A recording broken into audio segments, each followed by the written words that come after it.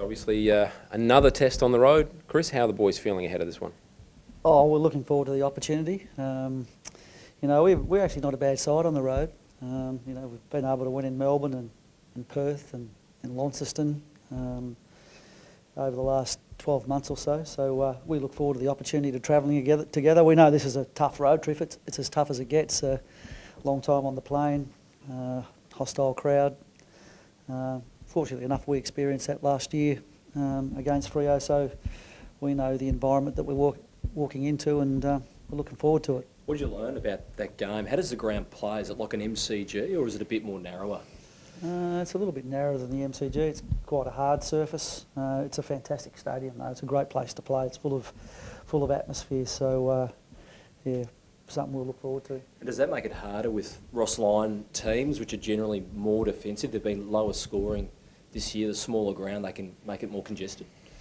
Yeah, I guess so. I mean, that's always been a hallmark of the way Ross has coached. So, we're going to need to be very good offensively, which we are. We're a good offensive team, one of the better ones in the AFL. So we'll go there and play our way and challenge their defence.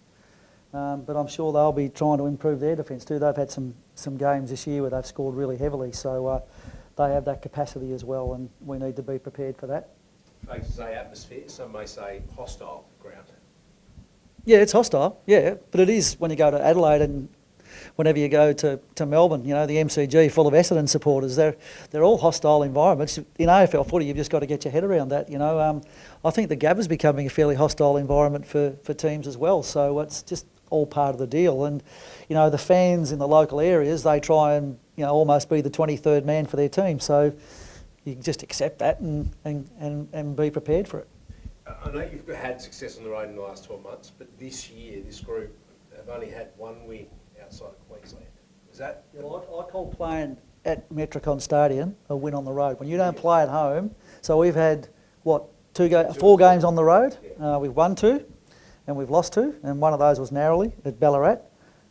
So from our perspective, if you look at world sport, if you can win 50% of your games on the road, then you're a pretty good team on the road.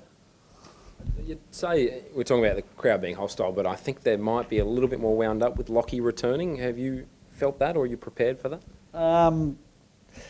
Probably they will be. I mean, our crowd had a few boos for Beamsy and all that sort of stuff. It's all part of the fun, so we're expecting that. Does it make a difference to the players' performance, or are they able to block it out? I think it affects every player differently, but I imagine Lockie Neale, being the professional that he is, it won't make any difference to him. He's a ball player, and he'll turn up and he'll play the ball as hard as he can, and he'll let whatever the crowd wants to do, he'll let them do it. Is he a type of personality that could thrive on it? The more, if they do boo him, he could... I don't know, it's uncharted waters, isn't it? We don't know. We'll find out on the weekend. But the first time's always probably the hardest time, but by and large, he made a great contribution to that footy club, and I'm sure he's much loved by many of the supporters there. You got Hodgie back? Yeah, he's welcome to go. Yeah. How much did you miss him last week? I know you got the win, but I think if he was standing here, he'd say to you that we didn't miss him much at all because other guys stood up in his absence, which is the idea. Luke's not going to play for the Brisbane Lions forever, and he's trying to leave a legacy. So it was a good opportunity last week for others to stand up, and we were really pleased with guys like Ryan Lester and Alex Witherden and Harris Andrews. Their level of communication and organisation in the back end of the ground was exceptional. So Hodgie's all about leaving a legacy, and there was a little example of that last week. How confident are you that you're getting closer to when Hodgie does step aside? Those guys are then ready to step up and really form that fantastic defence for the future. I think we're ready now. We've had a few occasions in the last couple of years where Luke hasn't played. He didn't play down in Launceston last year in a game that we won. We were able to beat Adelaide the other night.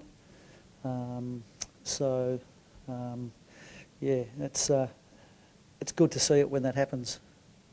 And how's the group going? I mean, everyone was saying, can they maintain the rage? They've shown that they've been able to maintain the form, but what about the stamina across the whole season? Are you confident they can really keep up with the stronger, more experienced sides of the comp?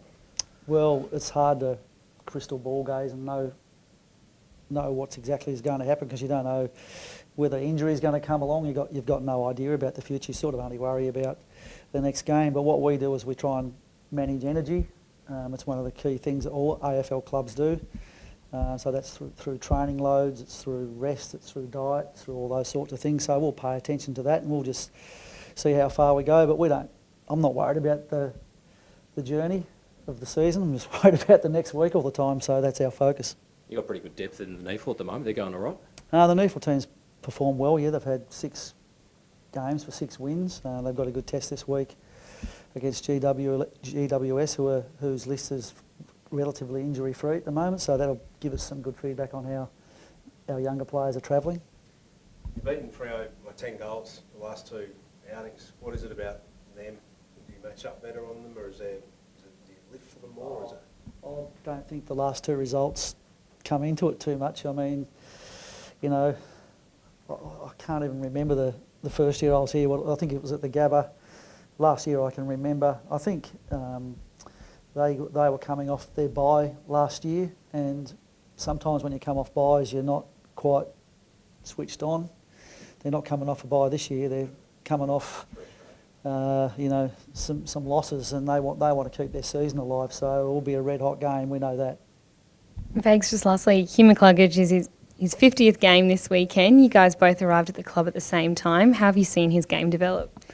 Oh, he's developed massively, like from the skinny 72 kilo lad to, you know, 83, 84 kilos now, confident, great ball winner, smart player, excellent person. He's always been that. So it's been fantastic to see. And he's got to 50 pretty quickly.